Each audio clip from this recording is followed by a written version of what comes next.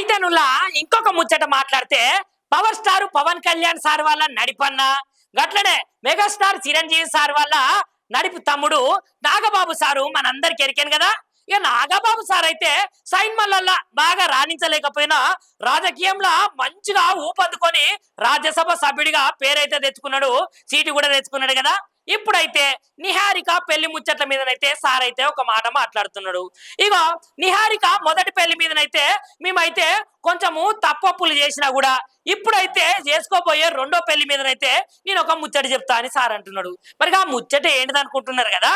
ఏం లేదు, నిహారిక ఇంకొకసారి వేరే అబ్బాయిని పెళ్లి చేసుకున్నా వేరే అబ్బాయిని ఇష్టపడ్డా కూడా ఆమె ఇష్టపూర్వకంగానే గా పెళ్లి అయితే చేస్తాము.